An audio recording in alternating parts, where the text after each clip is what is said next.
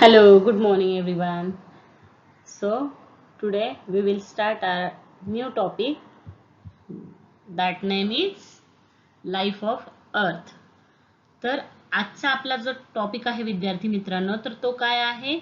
Class 5th NCERT मधील आपण life of earth हा जो चॅप्टर आहे तर त्यामधील आपण पार्ट 2 पाहणार आहोत. आणि तो कशा संदर्भात आहे तर तुम्हाला समोर चित्र दिसतच असेल, तर या चित्रावरून तुम्हाला अंदाज आला असेल की लाईफ ऑफ अर्थ म्हणजे पृथ्वीवरील सजीव.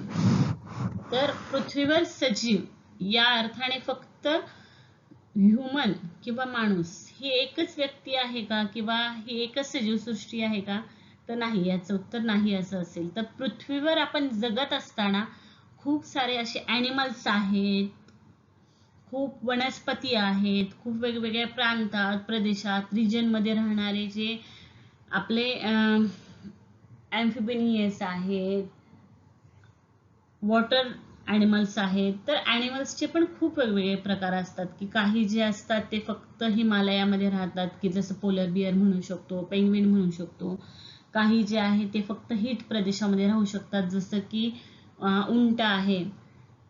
तर याप्रमाणे आपण आतापर्यंत पृथ्वीवरील सजीवांमध्ये खूप वेगवेगळे प्रकार पाहिलेले आहेत.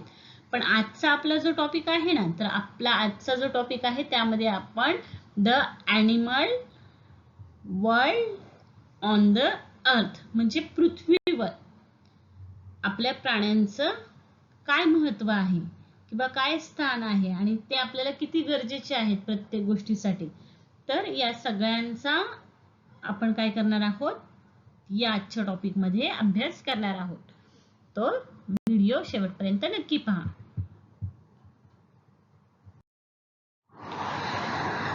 So the animal world on the earth, तर पृथ्वीवरील प्राणीसृष्टी म्हणजे पृथ्वीवर असणाऱ्या प्राण्यांचा आपण आज काय करणार आहोत, अभ्यास करणार आहोत. तर तुम्हाला समोर टॉपिक दिलेलाच आहे, द लिव्हिंग वर्ल्ड. एकच मिनिट हायलायटर घेऊ दे.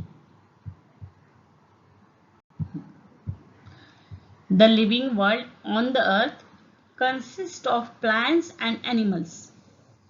तर यामध्ये त्यांनी काय म्हटलेलं आहे, पृथ्वीवरील सजीव सृष्टीमध्ये प्राणी आणि वनस्पती असतात. बरोबर की नाही? सजीव सृष्टीमध्ये काय आहे, माणूस, प्राणी आणि वनस्पती.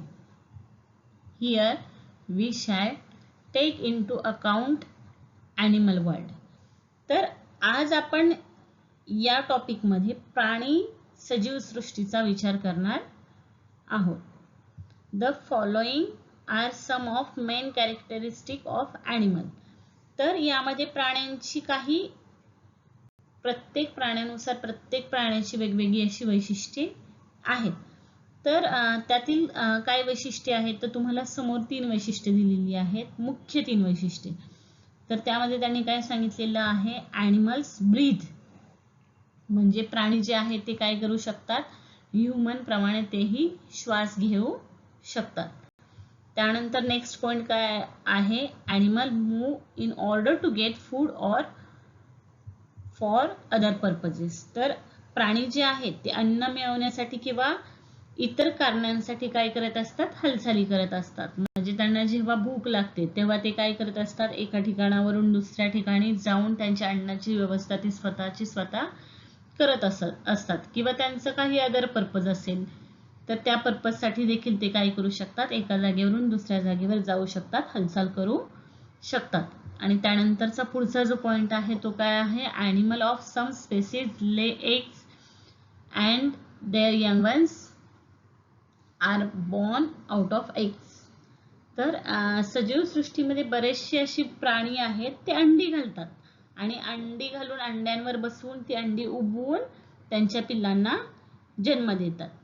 आणि animals of some other species give birth to their young ones. आणि सजीव सृष्टीमध्ये काही असे देखील प्राणी आहेत की ते काय करतात, प्राणी जे आहेत ते दुसऱ्या प्राण्याला जन्म देतात. ठीक आहे, नेक्स्ट यंग वनला ते काय करत असतात, बर्थ देत असतात.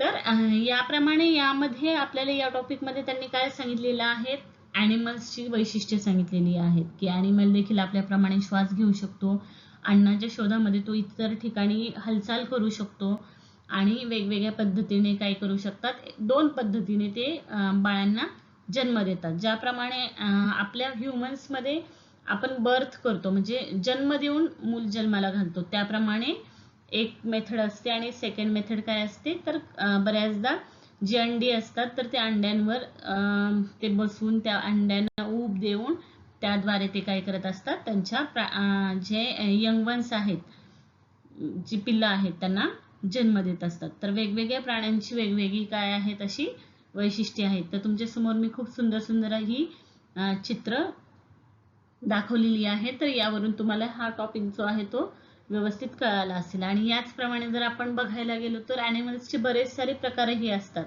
मग काही ॲनिमल्स जे असतात ते फक्त जमिनीवर राहतात, काही ॲनिमल्स जे असतात ते वॉटरमध्ये राहतात, काही ॲनिमल्स असतात ते दोन्ही ठिकाणी राहतात, जमिनीवरही राहतात आणि पाण्यामध्येही राहतात. काही जे ॲनिमल्स असतात ते काय असतात की फक्त सरपटणारे असतात, की जसं आपण त्यामध्ये सरडा, साप यांसारखे जर ॲनिमल्स पाहिले तर ते काय करत असतात, सरपटून पुढं जात असतात.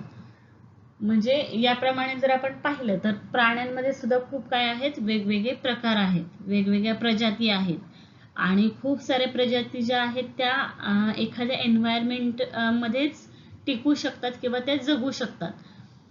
तर आजकाल जर आपण आपल्या पर्यावरणाचा विचार केला आणि सजीव सृष्टीचा विचार केला तर आजचं जे वातावरण आहे ते सजीव सृष्टीसाठी फार हार्मफुल आहे, कारण आपण काय करत आहोत, दिवसेंदिवस जंगल तोडत चाललेलो आहोत आणि त्यामुळे जे ॲनिमल्स आहेत तर त्या ॲनिमलच्या स्पेसिस ज्या आहेत त्या काय होत आहेत, नष्ट होण्याच्या मार्गावर होत चाललेल्या आहेत. तर नष्ट होण्यामध्ये जर आपण पाहिलं तर डायनोसॉर जो आहे तर तो काय झालेला आहे, नष्ट झालेला आहे, म्हणजे या पृथ्वी तलावर तो आता नाहीये. तर असे बरेच सारे ॲनिमल्स आहेत की जे काय आहेत, नष्ट होण्याच्या मार्गावर आहेत. तर त्यासाठी आपण काळजी घेतली पाहिजे, कारण प्रत्येक व्यक्तीसाठी काय आहे, गरजेचं आहे प्राणी. जसं जर आपण पाहिलं जर आपल्याला साप देखील तितकेच महत्वाचे आहेत, कारण सापाला आपण काय म्हणतो, शेतकऱ्यांचा मित्र म्हणतो. जर साप मेले तर उंदीर जे आहेत ते थैमान घालतील आणि जी सगळी जमीन आहे, भुसभुशीत जमीन आहे, जे अन्नधान्य पेरलेलं आहे, जे रोपं उगवून आलेली आहे, जी पिकं निर्माण झालेली आहेत, तर त्या पिकांना संपूर्णपणे खाऊन टाकून त्या पिकांचं काय करणं, नासधूस करणं. आणि अशा प्रकारे जर नासधूस झाली आणि आपल्यापर्यंत जर ते पीक व्यवस्थितरित्या आलंच नाही तर त्याची महागाई वाढणार आहे आणि या सगळ्याचा कुठे ना कुठेतरी हा मानवी सजीव सृष्टीलाच त्रास होणार आहे. तर त्यासाठी आपण सगळ्यांनी प्रयत्न करायला हवा की आपण हे जे आपले ॲनिमल्स आहेत ती आपली काय आहे, आपल्याप्रमाणे त्यांना देखील राईट आहे या पृथ्वीवर राहण्याचा. तर त्यांना त्यांची जंगलं, त्यांची स्पेस ही त्यांना मेंटेन करून देणं गरजेचं आहे.